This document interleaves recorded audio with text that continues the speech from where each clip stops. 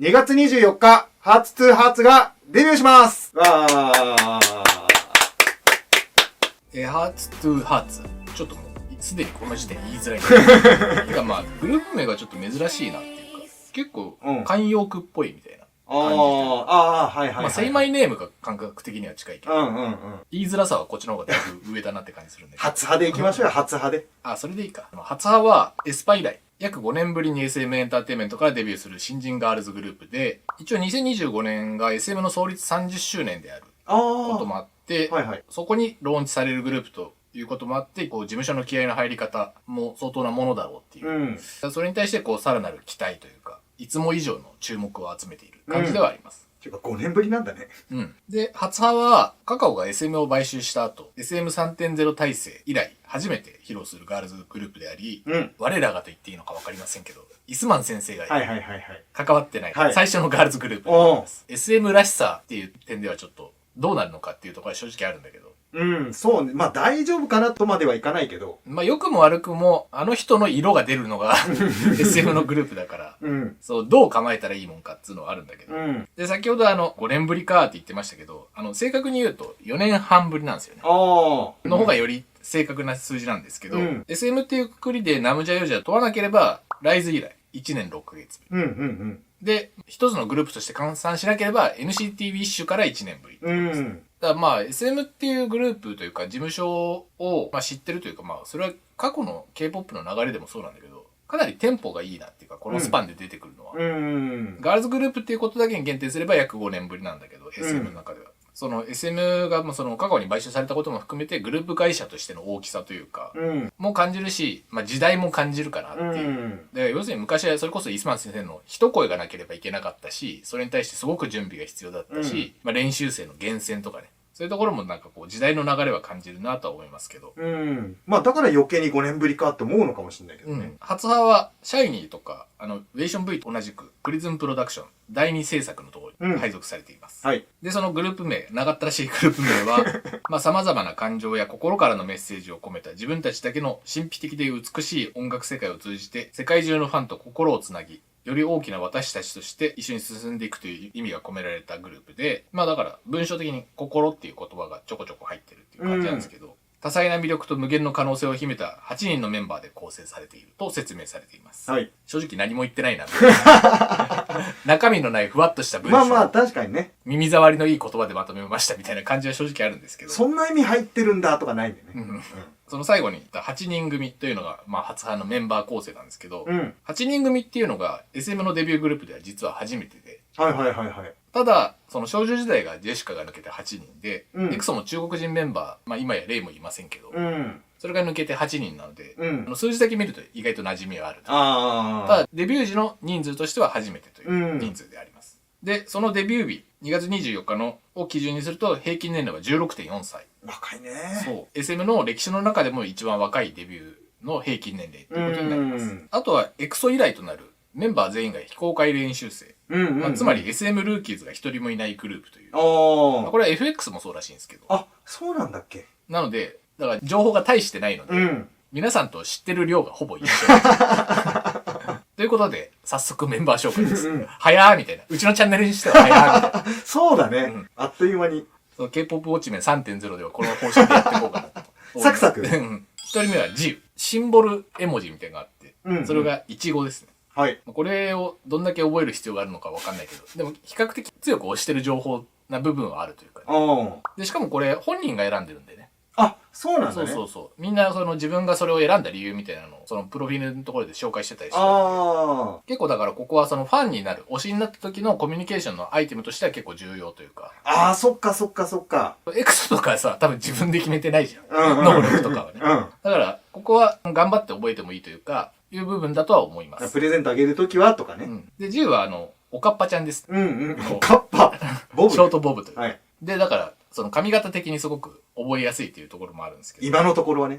で、その自由がこの初版のリーダーで、SM のガールズグループは最年長がリーダーを務めるのが慣例なんですけど、最年長がこの後紹介する外国籍のカルメンなので、それもあって年齢的に2番目の自由がリーダーになったのかなと思います。一応その慣例を破った形になったけど、まあ理由としてはその最年長が外国人だから。誕生日がカルメンの方が早いんだ。そう。ああ。3月生まれで。はいはいはい。10は小6の時にコンビニの前で、ストリートキャスティング受けました。出た出た出た。コンビニキャスティングじゃないかっていう気もするんだけど。コンビニだったんか。で、それで入社して7年間の練習生をしてああ、長っ。うん。ただ、そのオーディションの時は、キャスティングされても結局入社のオーディションは受けるので、そのオーディションの時は歌やダンスが全然できなかったらしくて、だからバレエを踊りながら、なんと国歌を歌って合格したらしいです。バレエはやってたってことなのかしら。これがね、正確にはよくわかんないんだけど、バレエのふりをしたのか。ああ、なるほどね。国歌。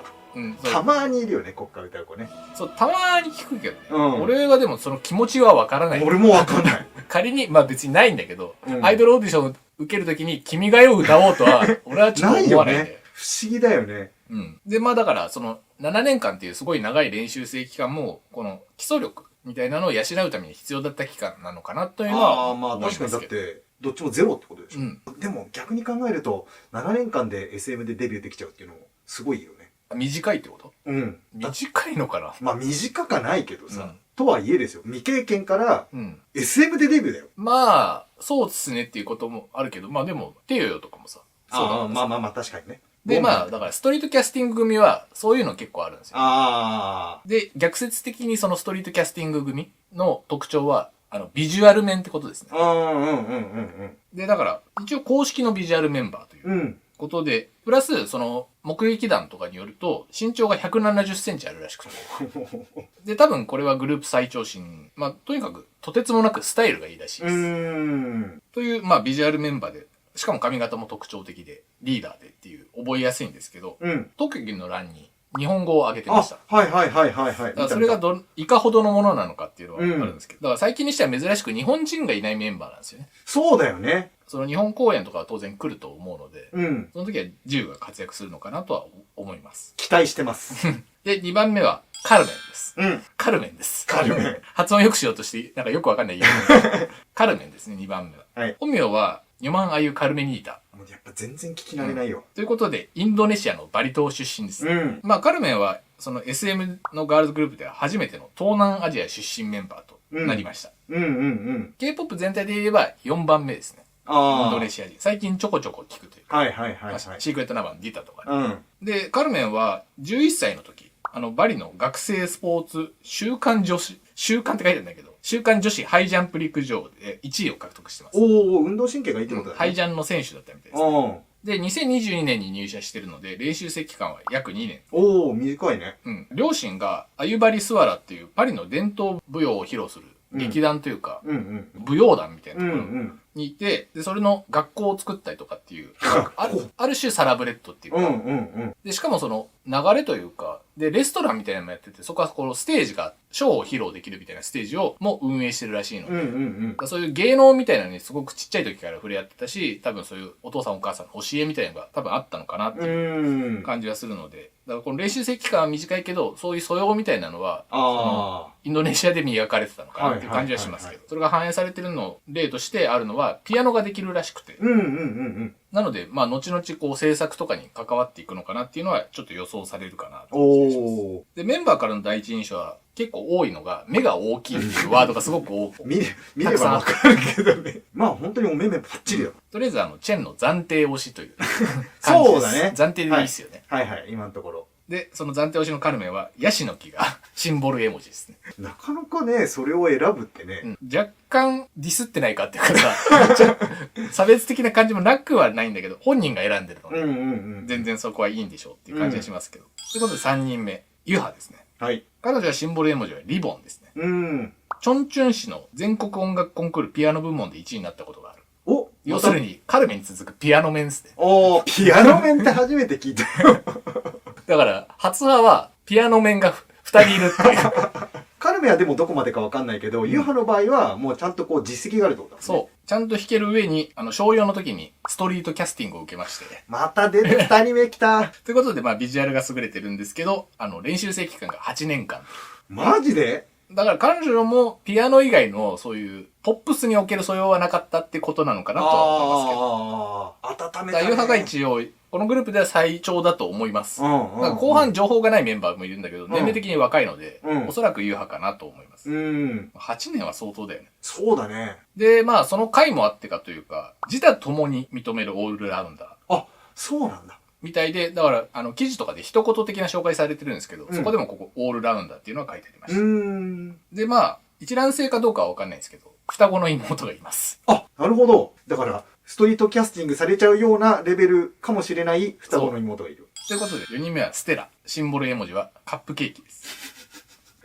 ステラは、まあ、名前からというか、カナダと韓国のハーフ、二重国籍で、本名がステラ・ダヒョン・キムなので、芸名はそこから来ています。キム・ダヒョン。キム・ダヒョンっていう韓国名も当然あるんだけど。ダーちゃんじゃん。芸名としては、そう。で、彼女は、カナダのバンクーバー生まれですね。で、10歳までカナダで育ったそうです。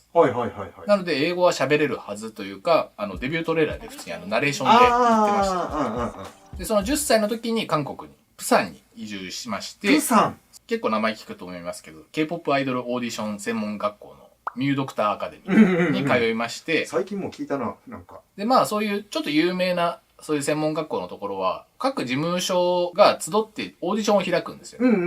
だから、学内オーディションっていうものが行われて、で、その時、ステラが参加したオーディションは、63の企画会社、要するに芸能事務所が参加した学内オーディションが開かれたんですけど、そこで32の芸能事務所にキャスティングされまして、半分超え。そんなことある？その中から SM を選んだらしいです。まあまあ、それはそうだろうけど。選びたい放題っていうか、すごいよね、半分って。その67社が、ステラってありがとう。そう。テレビとかでたまにあるけどね。あれをやった結果、30人も来たという。その割合はすごいわ。だから才能間違いなしって感じなんですけど、だからまあそれもあって、練習生期間は2年という短めです。まあ納得せざるを得ない。で、まあここからちょっとふざけた話というか、韓国でステラトッポギっていう有名なトッポギのチェーン店があるんですけど、なのであだ名がトッポギです。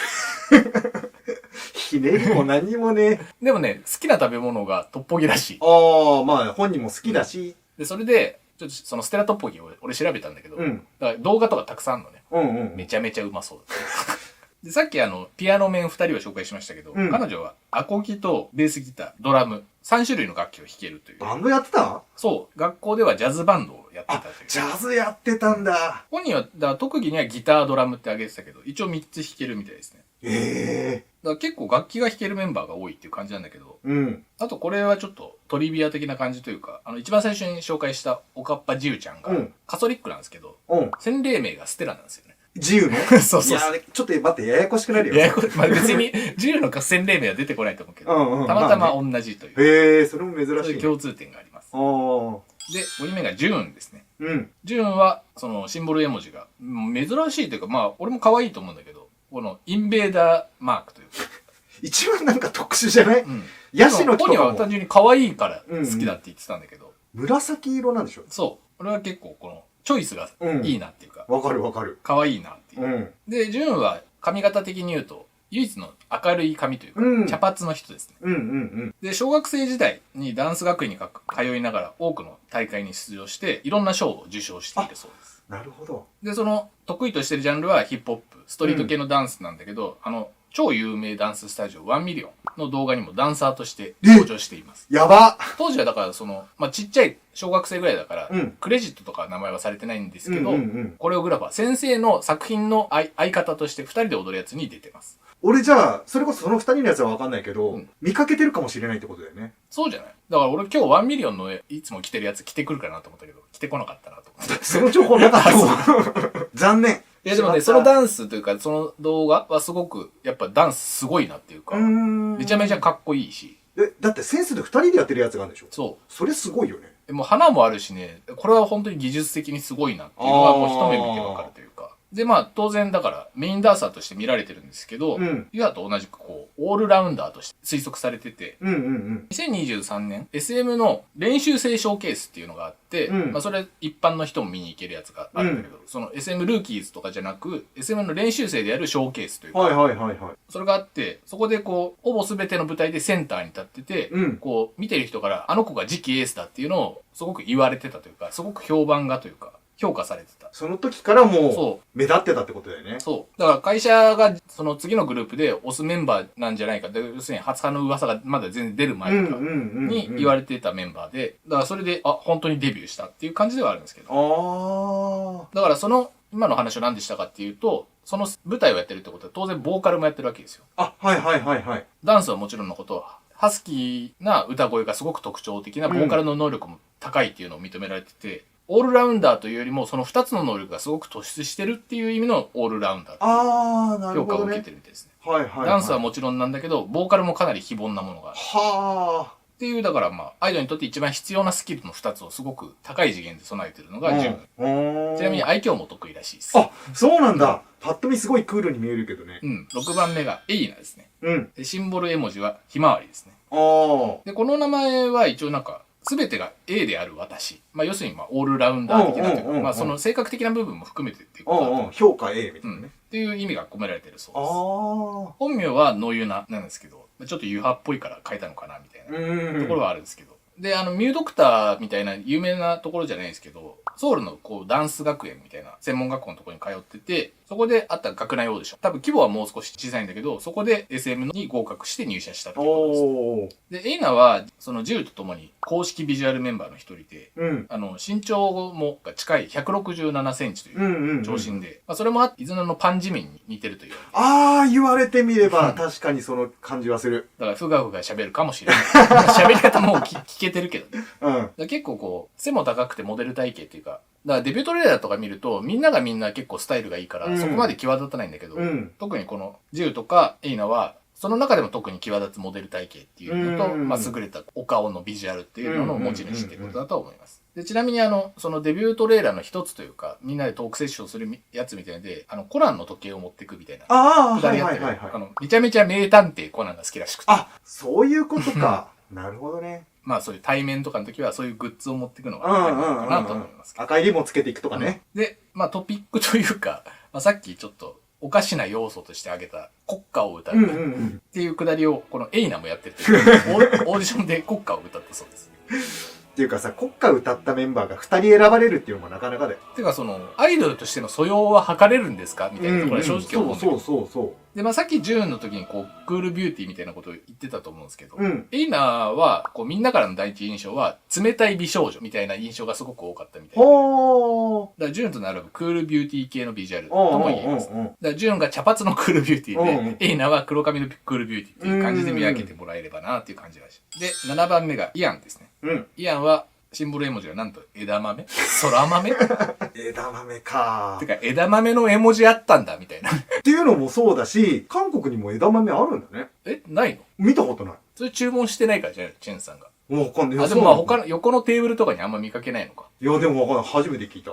あるんだって思った。で、彼女は幼い頃から当たり前だけど、キッズモデルとして活動してました。ああ、そうなんだ。で、まあ、デビュー前、SM のその30周年記念映像に最初と最後に登場しまして、そこでファンが湧いたというか、あの子誰なんだみたいなことで話題になってて、まあそれこそだから次のガールズグループのメンバーなんじゃないかみたいなことも当然言われてて、結構話題だったんですけど、デビュートレーナーも一番最初に出てきて、かなりビジュアルインパクト強くて、あの時にエスパのカリナに似てると。とにかく映像的に話題を提供してくれるメンバー感じではあります。で、彼女がジューとエイナと共に公式ビジュアルメンバーのもう一人です。8人中3人公式ビジュアルメンバーいるんかーいみたいな。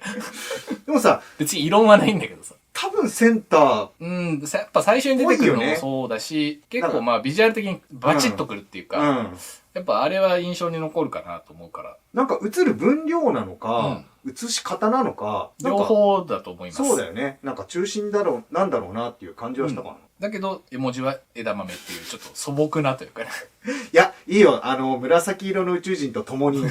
そう、だからみんな結構絵文字のチョイス可愛いし面白くていいなっていう。で、結構活発なタイプで、いたずらとかもするようなタイプで、みんなからの第一印象も明るい人っていう印象があるので、人見知りとかをしないタイプなのかなと思います。俺、それこそ、イアンがクールビューティーな感じだと思う。でも実際は結構明るくて、逆ってことだよね。そう。気楽に話しかけてくれたりとか、話しかけやすいムードを持ってる子っていうことらしいです。ということで、ラスト、8人目ですね。イエオンです。はい。で、イエオンは末っ子、マンネで、本名はキム・ナヨンなんですけど、うんうんうん、まあこれもまた同姓同名多いですけど、うん、全然このちなんでない芸名なんですよね。うん、他は大体なんか本名の一部を取ったりとか、はいはいはいはい。その3文字の最初の2文字を使う。うんユハとかはそうかな。うん。なんだけど、イエオンは本名と全然関係ない芸名がついてるんですけど、うん。この家が芸、芸事の芸、うん芸術の芸で、音がこう積むっていう意味なんですよね。ほうほうほうほう。だから芸事を積むっていう、本当にその意味からつけてるらしいです。なるほど。俺普通に本名だと思ったよ。と思うよね、普通に。に。こんな、なんつうの、名前っぽい名前はさ。うんうんうんうん。っていう、だから一応、本名じゃないけど、ちゃんとなんかそういう意味を込めて芸名にしたり。それもなんかちょっと珍しい気がするね。SM では最初にデビューする2010年代うん。のアイドルということです。うんうんうんうん。だからまあ、それこそ、ハイブ、JYP、YG とかの中でも、アイドルの中では最年少。ああ、大手の中では最年少か。大手を除くとというか、中小を含めると、トエスのソア、うん。あとセマネのスンジュうん。に続く3番目の2010年生まれという。うんうんうん。まあ、K-POP 全体見てももう完全なマンネラインっていうことではあります。まあ、あともう一人、イムソボンがね、うん。 2011か。そう。なので、4月生まれ、4月19日生まれなんだけど、そこまで10時まで働けません。おー。深夜に働けない。はいはいはい。まあ、しょうがないね。それはね。だから音楽番組とか出てても、なんか急にいなくなったりするかも。ああ。だから1位とか取っても、はいはいはい。アンコールステージとかで、うん。まイオンだけいないみたいなことがあるかもしれなあ、いけど。歌謡祭とかねうん、途中退場みたいな。そういう時は多分こういう事情なので。うんうんうん。で、彼女、まあちょっと言い忘れてたけど、シンボル絵文字が、笑顔のマークというか、ああ。その説明するのが難しいんだよ。うんうんうんうん。これですっていうね。そう。それですでしか言いようがないんだけど。うんうん。まあ、とりあえずだから、まあ、それぐらいマンネラインなんだけど、身長が165センチ。おうおうおうおう ?14 歳そう。しかも、まだ伸びてる説が、現在進行形で伸びてる説があれあって。一番背高くなる可能性があるってこと、あるあるある。今でもだから2番目、3番目ぐらいだけど。うんうんうんだから、公式ビジュアルメンバーにもなるかもしれない。うん。っていうところもあるんだけど。で、イオンはちっちゃい時から声楽とミュージカルを習ってたみたいな。声楽だからそういう練習生期間自体は明かされてないんだけど、そういう素養があって。おー。さすがにさ、ミュージカルはさ、歌上手くないとできないじゃん。うん。しかもだからその演技もするじゃん。うん。だからただ歌が好きでとかっていうよりも、うんうんうんそのアイドルに必要な表現するとかさ、うん曲の理解度とか表情管理とか、うんそういうのは、俺はミュージカルっていう素養は結構一番近いんじゃないかなって思う部分もあるし、うんうんうんうんまあダンスのジャンルとしてはヒップホップとかさ、そういうストリート系のダンスの方が直結してるけど、ただアイドルのパフォーマンスをするっていう意味では、ミュージカルっていうのは俺は結構いいベースだなと思ってるから、その辺はちょっと期待できるかなと思うし。で、K-POP アイドルでもさ、うんミュージカルに参加しますっていう子ってちょくちょくいるじゃん。うん。大体メインボーカルじゃん。うん。だからそれを考えるとっていう、逆に考えるとね。しかもそれにだから声楽っていうバックボーンもさらにある。うんうんうんうん。その発声の凄さみたいなのもあるかもしれないし。しかもなんか、小学校の時は生徒会長をやってたみたいなんで、ほう、貧困法制。そう人の前に立つとか、うんうんうんみんなのことを考えるとか、うん。なんかそういう、いわゆる人間的なオールラウンダー力みたいなのは、うんもしかしたら発刊の中では一番ある子なのかもしれないな。でもさ、それこそ、今の聞いて思ったけどさ、音声だけのやつあるじゃん。あれの中でもさ、ちょっとその万年、可愛いみたいな感じじゃなかったよね、ちょっとね、うん落ち着いたような。そう、みんなからはジャイアントベイビーとか、うん可愛がってもらえてるところはあるんだけど、うん印象としては。ただ振る舞いとしては結構大人びてるかもしれないなとも思うし、うん。俺はね、イアンのビジュアルよりも、イオンの方がビジュアルインパクトは強いっていうか、顔は一番覚えやすいよ。俺も一番最初に、珍しくないあの顔立ち。でもそれこそまあ、50-50のイエウォンうん。とかと系統は近いなと思うし、そうそうそう。そう思ったんだけど。俺はすごい可愛いなっていうかさ、綺麗な人形焼きみたいな。綺麗な人形。なんかちょっとこう、なんか全体的にぷくっとしてるというか、うん俺はあの顔すごい好きで、印象的だなっていう感じだけど。俺はなんか日本のアイドルにいそうだなと思った。うん。で、まあその似てる人うんとしては、NCT ウィッシュのリョウが言われてる。男かーい。いろんな似てる人書いてあるんですけど。うんうんうんうん。まあ、他で言うとだから、宇宙少女のダヨンとか、ケプラのヒカルとか、あーほっぺが特徴的な人の、うんうんうんうんうん。この似てるなのラインナップわかるなっていう。うんうん。まあ肌が綺麗な人も多いかなっていう感じもするんだけど。っていう感じでまあ、シンボル絵文字をいじってるぐらいで、情報は基本的に薄めなんですけど、うん。どうですか印象は。ちょっと重複する感じになるけど、最初に目がいったのはイエオン。珍しい顔立ちだなっていうのもあったっていうのもあるけど、うんでもパッと見イエオン以外って、俺最初結構苦戦する気がしてたわけ。まあ、自由と順除くと、まあ難しいっちゃ難しいよね。うん。パッと見でさ、もう、やっぱり SM ってビジュアルすごいなっていうのもあったし、まああとインドネシアですか。カルメンね。カルメン。カルメン、ちょっとさ、リリーっぽいんだよね。うん。顔立ちが。うん。別に全然国違うんだけど。まあ目がクリッとしてるし。うん。そうそうそうそう。だからまあ、とりあえずビジュアルでしかさ、今、語るところがないっていうのは正直なところだけど、まあでも今そのバックボーンっていうかさ、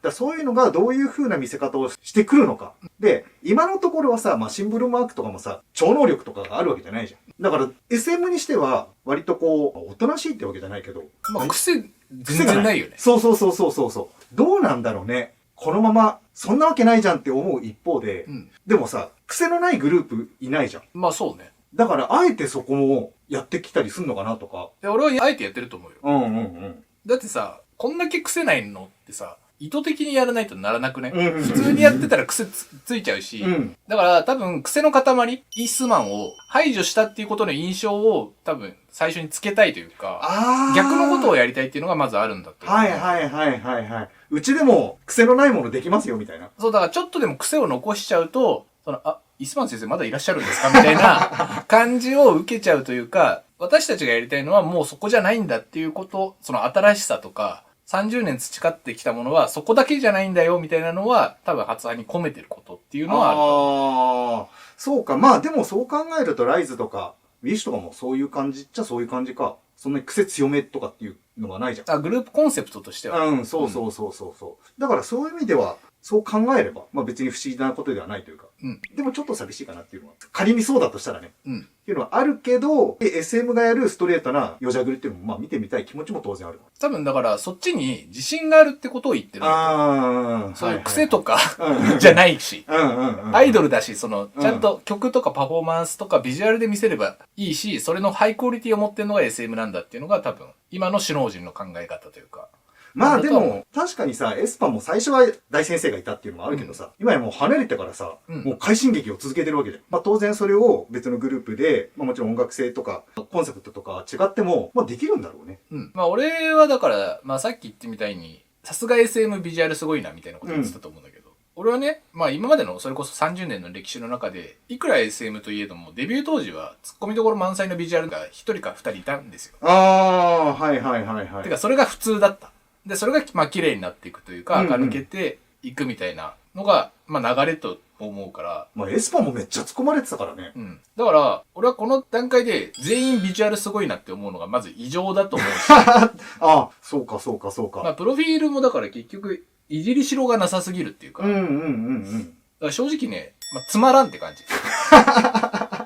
俺らの都合でね、グループとしてつまんないんじゃなくて、うちらが動画として提供する素材としては、まともすぎる。それは別に SM が悪い、初派が悪いとかじゃなくて、うちらみたいにこの二次創作的なことをやってる身としては、デビュー当時からこういうパーフェクトな感じを出されると、完全無欠な部分が出すぎてて、まあこれは確かに SM が打ち出したいことなんだよ。だけど、突っ込みどころがあるっていうのが SM の面白いところだったり、いいところだったりするし、まあそれは曲を追うごとにとか、時間が経つごとに当然披露されていくことだと思うんだけど、ここまで完全無欠な感じで出してくるって、だからまあ新しいんだとは思うんだけど、だからこのグループを押す理由は全然ないです。ないですけど、でも紹介している。なんでしてるか。それは SM だからなんですよね。そうなの。で、それに尽きるっていう。だからまあ、我々がこのグループを押してるのは SM だからです。ブランドもん買いますみたいな感じだけど。まあでももう保証がついてるじゃん。ほとんどね。あとはだから、どういう見せ方をするのかっていうだけだから。そう、結局だから、それは JYP とかもそうだけど、SM に曲とかグループで裏切られたこと一度もないから。スキャンダラス的にはある部分もあるけど、うちらが一番欲してるもののところで裏切られたことは一度もないし、いい意味で裏切られたことはあるけどね、たくさん。ビッグラッシュとか。そうね。で、その Hearts to Hearts は2月24日に The First Single The Chase でデビューします。はい。で、まあ、携帯はタイトル曲の The Chase とその収録曲、バッターフライズ、2曲入りのシングルアルバムなんですけど、デジタルとかじゃなく CD があるんですよね。これが、ハーツ2ハーツハーツ2ハーツじゃなくて、少女時代以来。少女時代以来か。でもそれが何なのかっていうと、やっぱりこの期待の大きさ。SM のグループにおいても CD 付きでデビューするっていうのは、なかなかないことという。SM がすごく気合を入れてる証拠だし、我々を裏切らない SM が気合を入れてるってことは、いいものを見せてくれるんだよねっていう裏付けにもなってるかなとは思うので。だってフィジカルありに加えて、だって2曲入ってるでしょ。で、チェイスは作詞、ケンジー大先生なんで。ケンジー使うイコールも、SM が本気です。それも証だと思う。だから癖はないですけど、SM が本気だっていう証拠はすごく揃ってる。メンツからしてもね。まあ、とりあえず、だから、まあ、グループ紹介動画を撮ってるっていうことは、そのデビュー曲、ザ・チェイスをこうレビューする予定で撮っているので、SM30 周年、記念すべきガールズグループのデビュー、みんなと一緒に楽しめたらなと思うので、ぜひ、その動画を見に来てください。はい。新しい SM の形。